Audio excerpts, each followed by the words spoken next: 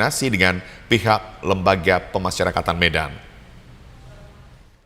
Yang kami dapat dari masyarakat bahwasanya pada hari Senin tanggal 30 September 2024 ada 2 orang diduga kurir narkotika jenis sabu yang membawa narkotika sebanyak lebih kurang 20 kg dari Tanjung Balai menuju Medan. Kemudian personil kami langsung membuntuti pada saat sekitar jam 18.00 WIB. Kita berpapasan dengan diduga pelaku dan pelaku berusaha untuk menghindar dan akhirnya menabrak kendaraan personil kami di Desa Marendal, Kecamatan Batubak, Kabupaten Deli Serdang. Kedua tersangka dijerat dengan pasal 114 Junto pasal 112 Undang-Undang Nomor 35 Tahun 2009 tentang narkotika dengan ancaman penjara seumur hidup atau hukuman mati. Sementara itu pemirsa, Polrestabes Medan bersama unsur Forum Komunikasi Pimpinan Daerah Kota Medan memusnahkan puluhan kilogram sabu-sabu dan ganja hasil penindakan petugas Satuan Reserse Narkoba Polrestabes Medan dalam kurun waktu Juli hingga September 2024.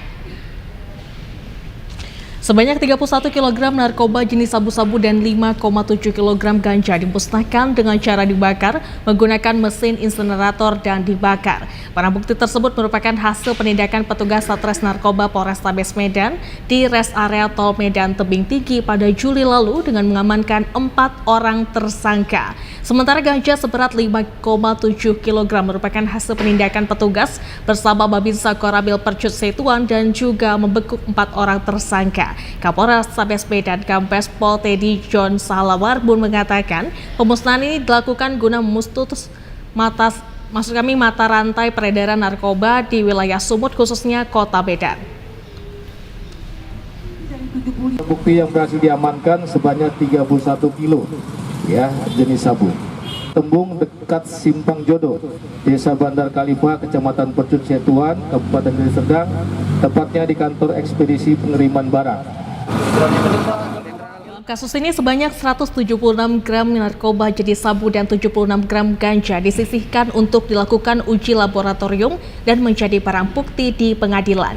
Dari jumlah barang bukti yang dimusnahkan ini diperkirakan dapat menyelamatkan ratusan ribu jiwa anak bangsa dari bahaya penyalahgunaan narkoba. Pemirsa, tim Opsenal Narkoba Polres Sibolga bersama Babinsa dan aparat Kelurahan Kota Beringin melakukan penggeledahan 1 unit rumah kosong di Jalan Komodor Yosudarso lingkungan 1 Kelurahan Kota Beringin yang diduga kerap menjadi lokasi bagi pelaku penyalahgunaan narkoba. Dari penyisiran yang dilakukan pada setiap ruangan di rumah kosong tersebut oleh petugas yang didampingi langsung Lurah Kelurahan Kota Beringin, Mira Widiarta, ternyata banyak menemukan sejumlah alat hisap narkoba jenis sabu-sabu yang tersimpan di dalam sebuah lemari. Bahkan botol kosong bekas minuman keras oleh petugas juga banyak didapati berserakan di dalam sebuah ruangan kamar tidur dan pada bagian dapur rumah kosong tersebut. Atas penemuan barang bekas penyalahgunaan tersebut, pihak Kelurahan Kota Beringin dan petugas kemudian membawanya ke Mapolres Kota Sibolga. Penggeledahan tersebut dilaksanakan setelah adanya laporan dari masyarakat setempat yang kerap melihat sejumlah orang keluar masuk dari rumah kosong tersebut. Bahkan masyarakat sekitar juga sering mendengarkan suara keributan dari lokasi yang digeledah aparat Kelurahan Kota Beringin bersama TNI Polri tersebut. Petugas menghimbau warga sekitar jika melihat seseorang kembali memasuki rumah kosong tersebut agar segera laporkan ke pihak kepolisian maupun aparat kelurahan. Barang bukti saat ini kita sudah amankan dan kemudian akan kita lakukan pengembangan terhadap siapa-siapa yang sering melakukan tindak pidana penyalahgunaan narkoba di wilayah itu. Melalui lurah kita kemarin sudah sampaikan juga agar sering-sering dilakukan monitoring melalui kepling supaya bisa terdeteksi oleh kita siapa-siapa yang sering masuk ke rumah itu. Pemirsa, Polda Sumatera Utara kembali mengamankan 5 orang diduga pelaku pengerusakan sebuah warung makan di kawasan Naborambe, Deli Serdang yang terjadi beberapa waktu lalu. Kepala Bidang Humas Kombes Pol Hadi Wahyudi kemarin mengatakan total ada 7 pelaku yang ditangkap polisi dan diamankan di Polresta Deli Serdang. Aksi pengerusakan ini sempat terekam kamera pengawas. Dari rekaman CCTV terlihat kelompok geng motor merusak kedai tersebut dan sempat mengambil 2 motor milik pengunjung. Tidak terima kedainya dirusak, sang pemilik langsung melaporkan kasus tersebut ke pihak kepolisian. Tidak butuh waktu lama, polisi berhasil mengamankan 2 terduga pelaku dan setelah dilakukan pengembangan 5 pelaku lainnya kembali ditangkap. Dan Polsek Namurambe kemudian berhasil mengamankan di awal 2 orang, kemudian di hari yang berikutnya ada 5 orang yang diamankan. Saat ini 7 orang tersebut dalam proses penyidikan oleh Polresta Deli Serdang. Sekali lagi, terhadap anak-anak yang terlibat dalam kelompok-kelompok geng motor ini tentu kita akan mendudukkan peristiwa pidananya secara jernih, dan terhadap anak-anak yang berhadapan dengan hukum juga tentu ada proses hukumnya yang dijalani. Pemirsa, dipicu resah dan maraknya aksi pencurian buah kelapa sawit, ratusan warga desa Sabungan, Labuhan Batu Selatan bakar 2 unit rumah dan 2 unit mobil milik pelaku. Ratusan warga desa Sabungan, Kecamatan Sungai Kanan, Kabupaten Labuhan Batu Selatan membakar 2 unit rumah serta 2 unit mobil yang merupakan pengangkut buah sawit diduga hasil curian kemarin. Kejadian berawal dari pemilik kebun Haji Amanan Siregar, 50 tahun, warga desa Sabungan bersama 5 pekerjanya mengetahui adanya aksi pencurian buah kelapa sawit miliknya oleh 7 orang pelaku sehingga dilakukan penghadangan dan para pelaku berhasil diusir. Namun selang beberapa waktu segerombolan pria kembali ke lokasi tersebut sehingga terjadi keributan dan bentrok pun terjadi antara pihak pemilik kebun dengan para pelaku tidak terhindarkan. Hingga terjadi baku tembak menggunakan senjata angin. Mengetahui adanya korban, warga luka terkena senapan angin. Para pelaku pun kabur meninggalkan tempat kejadian. Akibat tertembak senapan angin, warga mendatangi kantor Polsek Saikanan. Karena tidak puas dengan jawaban dari polisi yang diduga lamban dalam menangani laporan warga, mendatangi rumah milik terduga pelaku hingga membakar 2 unit rumah serta 2 unit mobil pengangkut buah sawit milik terduga pelaku. Terjadi dikarenakan atas resahnya masyarakat. Kenapa masyarakat resah? Pertama, terlalu seringnya kehilangan kelapa sawit itulah di daerah kita, khususnya daerah desa Sabungan. Jadi kebetulan tadi pagi terjadi juga baku tembak antara pemilik lahan kelapa sawit dengan si pelaku. Dan setelah itulah terjadi aksi tempat tinggal si pelaku. Ada dua buah mobil hijau yang kemungkinan dibawa lokasi pengambilan kelapa sawit. Kita ke informasi lainnya, pemirsa. Ratusan warga yang berada di daerah desa Huta Baru Sundol sekitarnya mendatangi pengurus Gapoktan Bukit Mas. Masyarakat menuntut agar pihak Gapoktan memberhentikan kerja sama dengan perusahaan Toba Pulp Lestari. Beginilah suasana ratusan masyarakat desa Huta Baru Sundol sekitarnya melakukan aksi protes terhadap gabungan kelompok tani atau Gapoktan Bukit Mas. Masyarakat meminta kepada Gapoktan Bukit Mas untuk menghentikan sekaligus membatalkan perjanjian kerjasama dengan perusahaan Toba Pulp Lestari. Suasana sempat memanas pada saat masyarakat berupaya masuk ke dalam rumah untuk berjumpa langsung kepada pengurus Gapoktan Bukit Mas. Namun akhirnya suasana dapat normal kembali setelah pihak kepolisian bersama TNI turun langsung memenangkan masyarakat. Kepala Desa Huta Baru Sundol, Irfan Sukri, mengatakan aksi yang dilakukan masyarakat pada dasarnya kesalahpahaman saja. Namun untuk menenangkan warga, saat ini Gapoktan Bukit Mas menghentikan kerjasama dengan pihak perusahaan TPL. Tanggapan dari saya tentang kerjasama dengan TPL oleh masyarakat, yaitu adalah kesalahpahaman saja. Dikira kita ikut serta menjual lahan masyarakat, padahal kita sudah berjanji dan berkomitmen dengan TPL bahwa sejengkal pun tanah masyarakat yang sudah digarap tidak pernah kita ganggu-gugat. Bahkan masih bisa lagi dikelola oleh masyarakat untuk kedepannya. Sementara itu perwakilan masyarakat Andri Amanah Hasibuan minta kepada pihak Kepoktan agar segera menghentikan semua bentuk kerjasama dengan pihak TPL agar tidak ada rasa kekhawatiran masyarakat terkait penguasaan lahan pertanian milik mereka.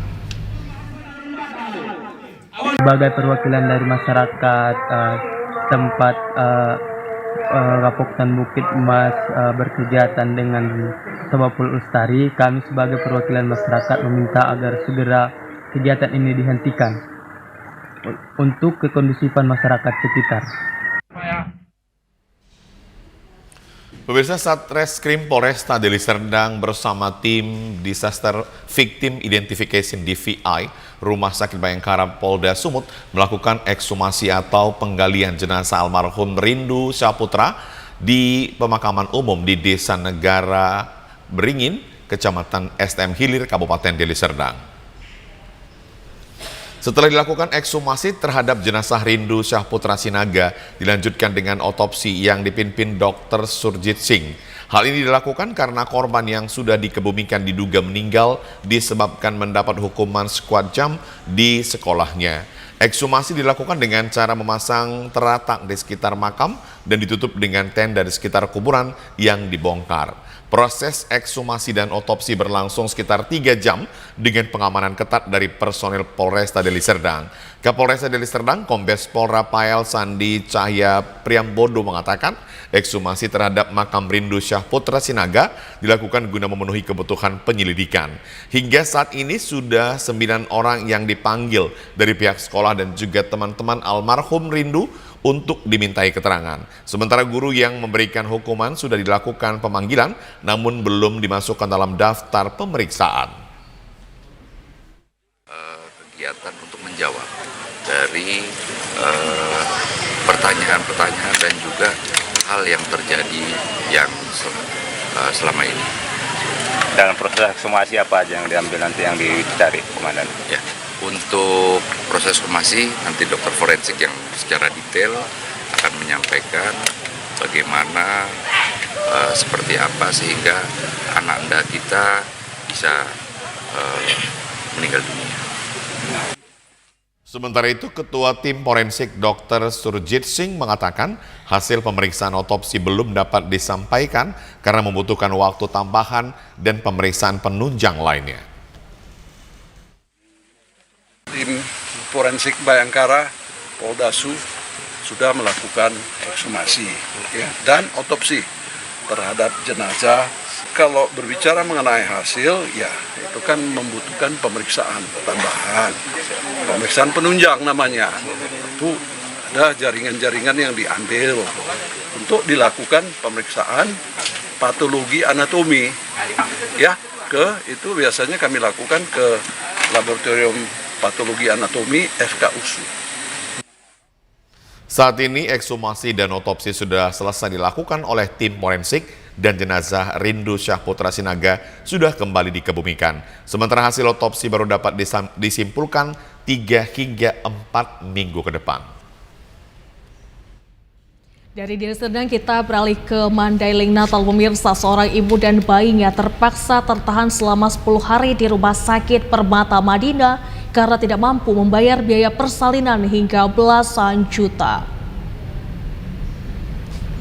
Seorang pasien bernama Nur Habibah, warga Kelurahan Tapus, Kecamatan Linggabayu, Kabupaten Mandailing Natal, ditahan dan tidak bisa pulang ke rumahnya karena tidak bisa membayar tagihan biaya persalinan di Rumah Sakit Permata Madinah. Seharusnya ibu dan bayi sudah bisa pulang pada 26 September 2024. Namun suami Habibah, Dismar Effendi, mengatakan sebelumnya mereka melakukan persalinan di salah satu rumah bidan, akan tetapi pihak bidan merekomendasikan untuk dirujuk ke rumah sakit karena keadaan urgensi harus dilakukan pertolongan tim medis agar bayi dioperasi sesar. Usai bayi lahir, biaya tagihan dari rumah sakit oleh Pak Sutri ini hingga puluhan juta rupiah. Biaya tagihan puluhan juta tersebut karena BPJS ibu bayi sudah menunggak dan tidak bisa dimanfaatkan. Kami tidak bisa pulang karena BPJS kami tidak aktif. Jadinya masih proses. Belasan juta, Pak. Belasan juta ya? Belasan juta, Pak. Operasi? Iya, operasi. Oke. puji syukur kepada Allah. Semoga panjang umur Bapak itu. Seorang dermawan, Ikhwan Husein Nasution, menebus sebuah biaya persalinan ke pihak rumah sakit. Akhirnya ibu dan bayi yang ditertahan di rumah sakit tersebut bisa pulang ke rumah. Dapat infonya seperti apa? Dapat info dari masyarakat, ada yang perlu sangat bantuan. Terus ya kami langsung turun tangan ya Bang? Turun tangan, mudah-mudahan bisa bermanfaat sama rakyat. Tadi ada dari rumah sakit, ada kebijakan diskusi kami tadi. Pemirsa, informasi calon kepala daerah akan kami hadirkan sesaat lagi. Tetaplah bersama kami akan segera kembali. Pemirsa, setelah pengaduan Bapaslon diterima Bawaslu Kabupaten Labuhan Batu Utara, gelar rapat musyawarah sidang sengketa pilkada secara tertutup dan dinyatakan bahwa kedua belah pihak antara pemohon dan termohon tidak menghasilkan kesepakatan. Mediasi tertutup sengketa pilkada antara Bapaslon Rijal dan Darno dengan KPUD Labuhan Batu Utara digelar di kantor Bawaslu Jalan Persaudaraan 2 Kota Aikanopan kemarin. KPUD Labuhan Batu Utara menetapkan mereka tidak memenuhi syarat pendaftaran calon bupati dan wakil bupati Labuhan Batu Utara periode 2024 sampai 2029. Marudi Sitorus menjelaskan setelah berakhirnya sidang mediasi musyawarah sengketa pilkada bahwa dari kedua pihak pemohon Rijal dan Darno dengan termohon KPUD Labuhan Batu Utara tidak membuahkan hasil. Pada 3 Oktober 2024 Bawaslu Labuhan Batu Utara akan mengundang kedua belah pihak untuk mengikuti sidang sengketa pilkada terbuka pada hari ini tanggal 3 November. Maksud kami 3 Oktober 2024. Semoga selamat sampai ke tujuan. Amin. Hari ini kita menyambut kirap api pon dari Kabupaten Labuhan Batu Utara. Kita sambut di Kabupaten Labuhan Batu Utara. Rangkaian ini kita lakukan upacara penerimaan kirap api pon ke-21 Aceh Sumut di Kabupaten Labuhan Batu Utara. Memasuki masa kampanye pemilihan umum kepala daerah tahun 2024, sejumlah alat peraga kampanye APK pasangan calon bupati dan wakil bupati Batubara dipasang di lingkungan kantor pemerintah. Satu baliho bergambar pasangan calon bupati dan wakil bupati Batubara nomor urut 3 Zahir dan Aslam Rayuda terpasang di papan reklame di halaman kantor Kepala Desa Simpang Dolok, Kecamatan Datuk 50, Batubara. Pemandangan serupa juga terjadi di depan kantor Camat Datuk 50. Di lokasi tersebut tampak berbagai spanduk dan baliho bergambar pasangan calon bupati dan wakil bupati nomor urut 2 Baharudin Siagian dan Syafrizal. Sementara itu spanduk bergambar pasangan calon bupati dan wakil bupati nomor urut 1 Darwis dan Oki Iqbal Frima terpasang di dinding kantor Kementerian Agama Kabupaten Batubara di Jalan Perintis Kemerdekaan Kecamatan 50. Ketua Bawaslu Kabupaten Batubara Muhammad Amin Lubis mengatakan seluruh APK yang dipasang di kantor instansi pemerintah tersebut melanggar peraturan Komisi Pemilihan Umum atau PKPU nomor 13 tahun 2024 tentang kampanye. Terkait hal tersebut, Bawaslu Kabupaten Batubara akan mengeluarkan rekomendasi kepada KPU Kabupaten Batubara untuk merevisi surat keputusan nomor 902 tahun 2024 tentang zona pemasangan APK. PKPU terkait kampanye itu jelas zona-zona yang dilarang karena itu fasilitas pemerintah. Tapi kemudian ada keputusan KPU nomor 902 tentang penetapan lokasi, keputusan KPU Batubara. Ini di situ dibuat di depan kantor Camat Datuk 50. Ini justru melanggar dan Bawaslu dalam hal ini akan membuat LHP-nya, laporan hasil pengawasannya, dan kita akan merekomendasi KPU harus merubah keputusan terkait itu karena melanggar PKPU terkait kampanye. Bisa Komisi Pemilihan Umum Toba menetapkan 254 titik yang diizinkan untuk tempat pemasangan alat peraga kampanye. calon kepala daerah pada Pilkada 2024 yang tersebar di 16 kecamatan dan 244 desa atau kelurahan. Aturan tempat pemasangan APK ini tertuang dalam surat keputusan KPUD Toba nomor 171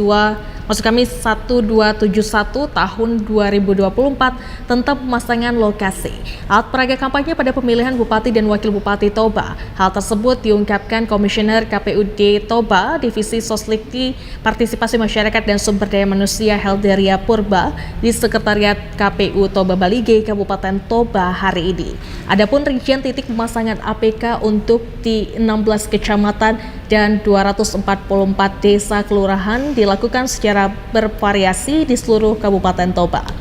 Menurut Helderia, sebelum menentukan titik pemasangan APK, KPU terlebih dahulu berkoordinasi dengan pemerintah Kabupaten Toba dan pemerintahan tingkat kecamatan. Adapun lokasi-lokasi yang dilarang dipasang APK diantaranya fasilitas pemerintah, tempat ibadah, rumah sakit atau tempat pelayanan kesehatan, tempat pendidikan, sarana prasarana publik lainnya, beberapa jalan termasuk taman hingga pohon. Selain itu, pemasangan APK harus memperhatikan etika, estetika, ketertiban, kebersihan, serta keindahan. Hal penting yang harus diperhatikan yaitu kekuatan serta keamanan konstruksi APK tersebut. Jangan sampai roboh atau menjadi penyebab kecelakaan. Selain itu, jika ingin menempatkan APK di lahan atau aset pribadi, harus ada izin dari pemiliknya. Jika tanpa izin dari pemilik aset itu tidak diperbolehkan.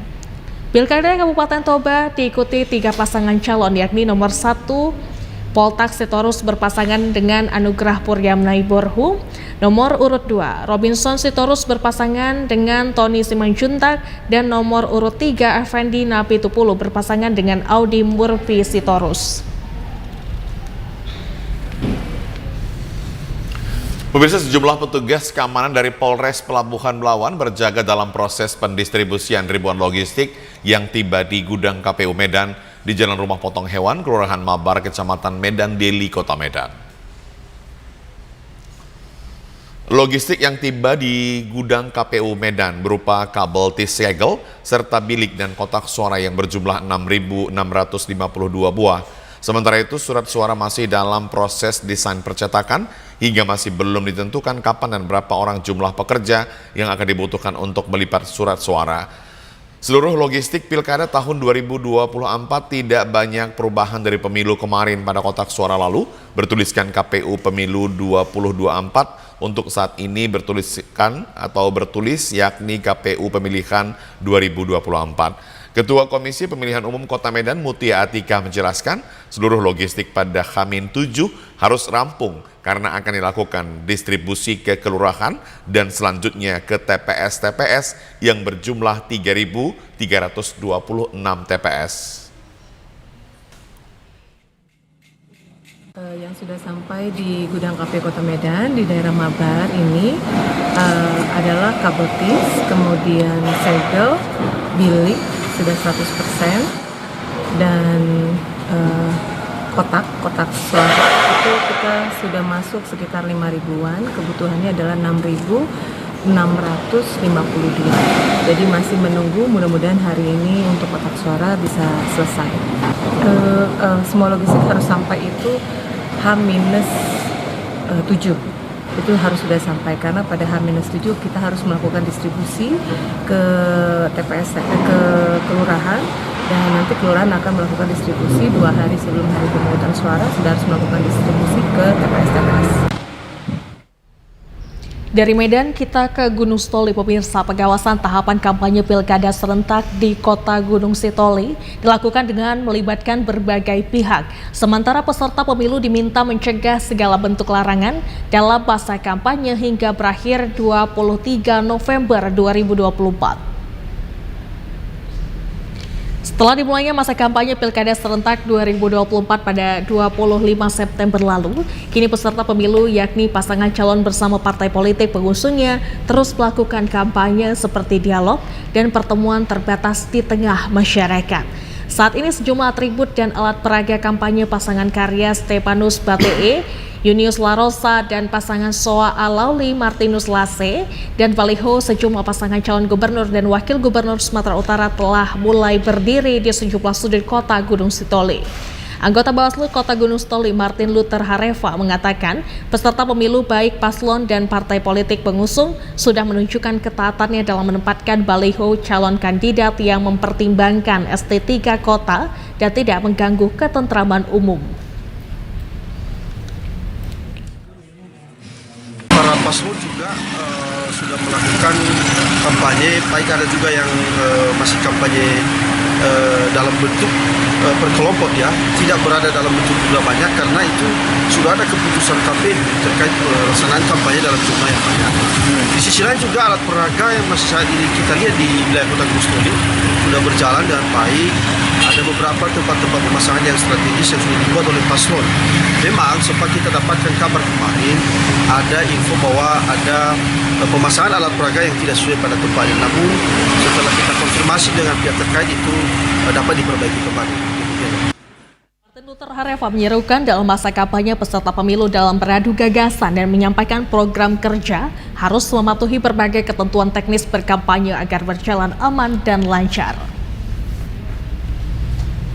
KPU Kota Tebing Tinggi tentang penetapan jadwal kampanye mulai 25 September hingga 23 November 2024. Sampai saat ini ketiga pasangan calon belum memberikan data tim kampanye serta jadwal kampanye yang akan dilakukan. Sedangkan Badan Pengawas Pemilu Kota baru satu paslon yang telah memberikan data tersebut.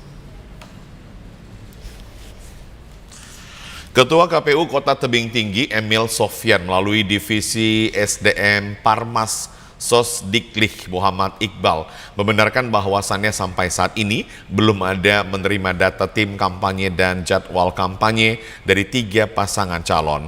Pihaknya berkoordinasi dengan para calon agar segera memberikan data tim kampanye dan jadwal kampanye dari tiga pasangan calon. Sedangkan Komisioner Bawaslu Divisi HP2H Elvian Coki Nasution mengatakan tahapan kampanye sampai saat ini surat pemberitahuan tim kampanye yang sampai ke Bawaslu Kota Tebing Tinggi saat ini masih dari pasangan Oki Doni Siregar, Rizky Ramadan Hasibuan, sedangkan untuk pasangan lainnya belum sampai sama sekali. Untuk jadwal kampanye belum mendapatkan baik dari KPU Kota Tebing Tinggi ataupun dari aplikasi SIKADEKA. Bahkan pihak Bawaslu Kota Tebing Tinggi sudah mengirimkan surat himbauan baik ke KPU dan pasangan calon wali kota dan wakil wali kota Tebing Tinggi agar mengirimkan jadwal kampanye, namun sampai saat ini belum diterima.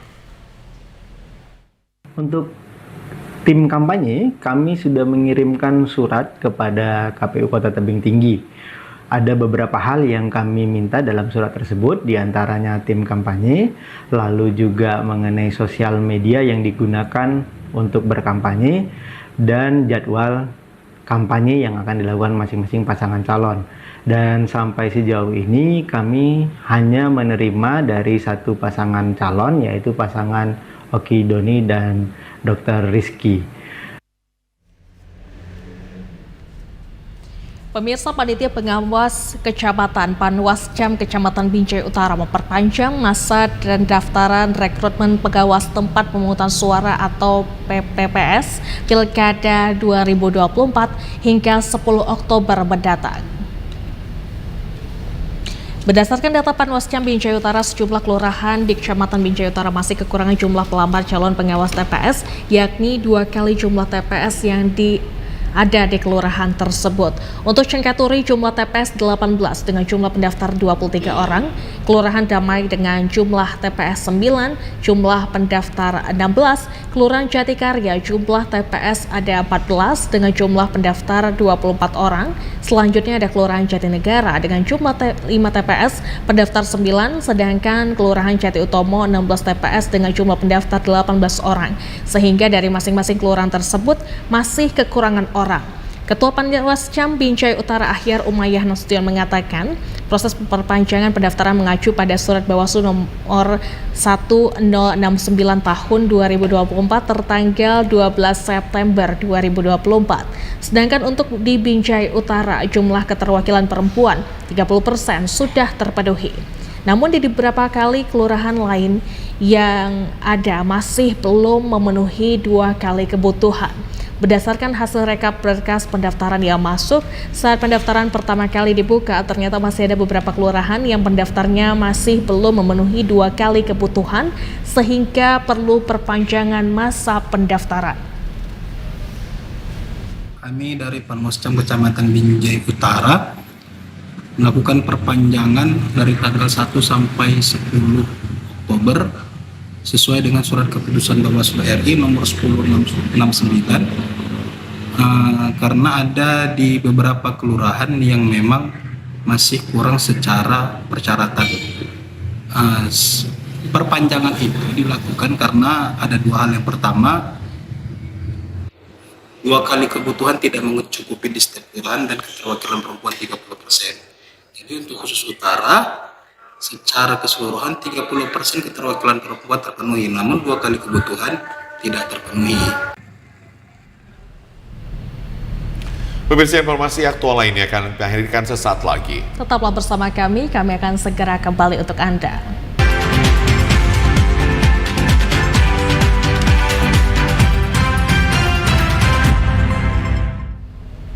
Terima kasih pemirsa, Anda masih bersama dengan kami dalam program Sumatera Utara hari ini. Pemirsa, Ombudsman Republik Indonesia Provinsi Sumatera Utara meresmikan pojok baca Ombudsman di kantor Ombudsman Republik Indonesia perwakilan Sumatera Utara, Jalan Asrama Medan kemarin.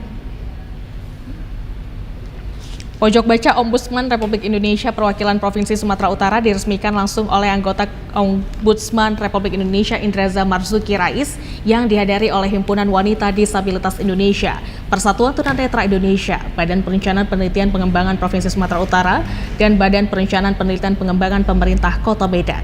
Pejabat sementara Ombudsman Republik Indonesia Sumatera Utara, James Panggabean, menyampaikan bahwa pojok baca Ombudsman Republik Indonesia tidak hanya diperuntukkan bagi pengguna layanan yang mengakses layanan Ombudsman Republik Indonesia, namun bagi masyarakat Sumatera Utara dapat memanfaatkannya dalam meningkatkan literasi setiap insan manusia. Diskusi terkait memenuhi hak penyandang disabilitas dalam layanan perbankan mengisi acara peresmian pojok baca Ombudsman. Anggota Ombudsman Republik Indonesia Indreza Marzuki Rais mengatakan pojok baca Ombudsman menjadi media atau wadah masyarakat yang ingin bertemu dalam bertukar informasi dari berbagai pengetahuan. Dan kami harapkan bahwa disinilah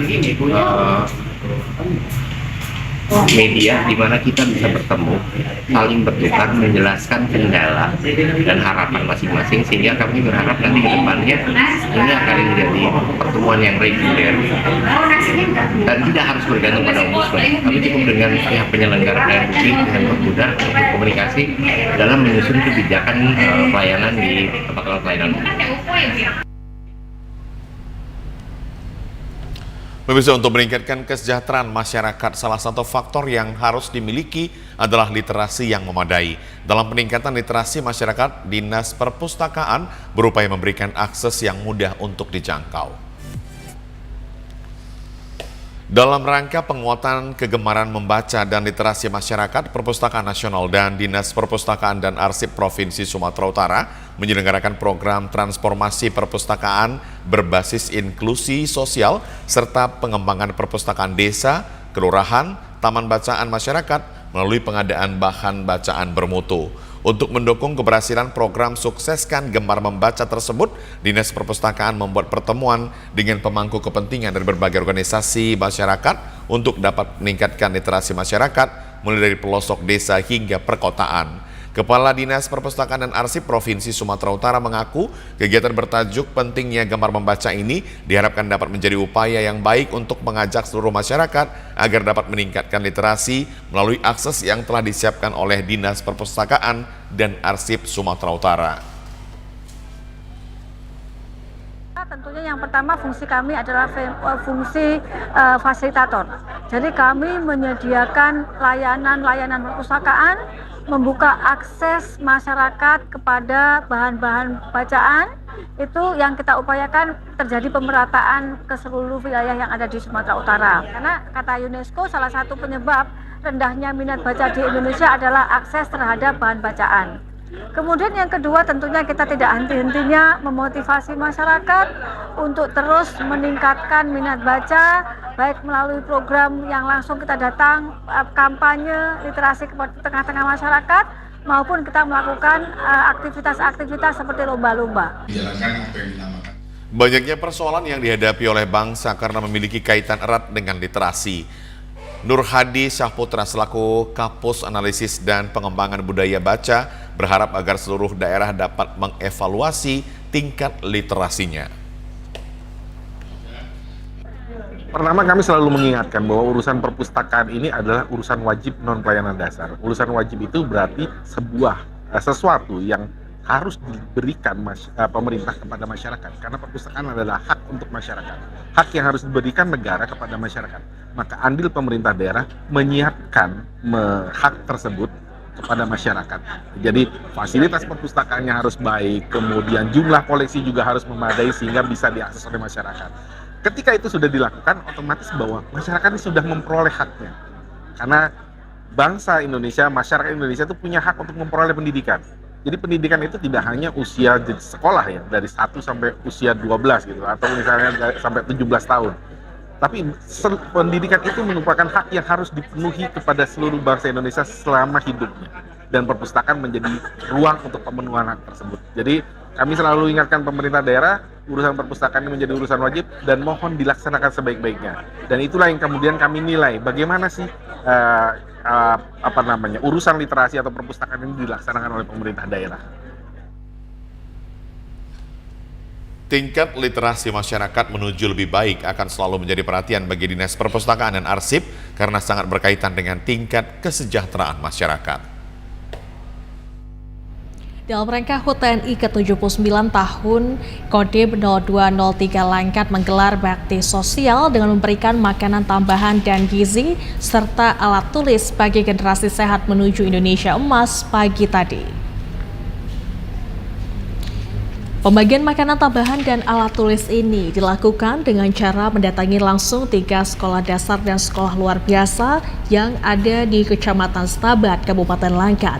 Paket makanan bergizi dan alat tulis untuk siswa sekolah dasar guna memberikan vitamin bagi generasi bangsa untuk menuju Indonesia Emas langsung dipimpin Komandan Kodim 0203 Langkat, Letkol Ibnu Hardianto.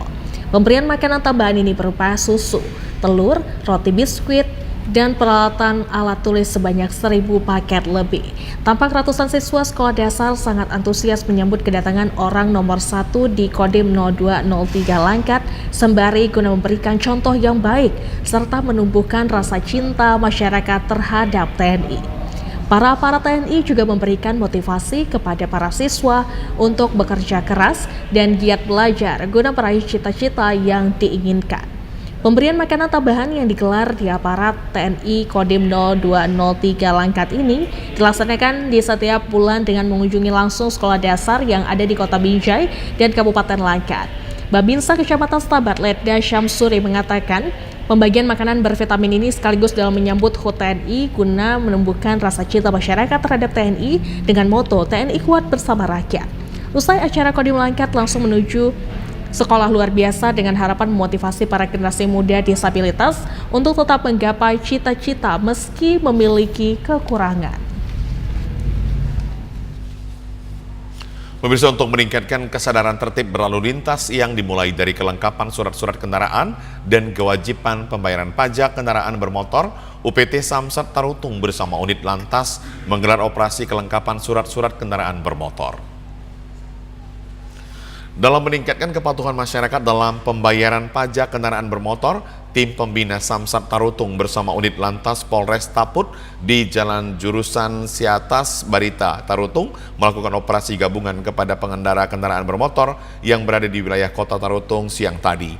Kegiatan operasi gabungan yang digelar persis di depan kantor Samsat Tarutung dari Satlantas Polres Taput, Bapenda UPT Kota Tarutung saat melakukan operasi sejumlah pengendara kendaraan roda 2 dan 4. Dalam kegiatan operasi gabungan ini dilakukan dengan melakukan pemeriksaan masa berlaku kendaraan bermotor dan sumbangan wajib dana kecelakaan lalu lintas, jalan dan kepatuhan kelengkapan berlalu lintas seperti penggunaan helm bagi pengendara sepeda motor.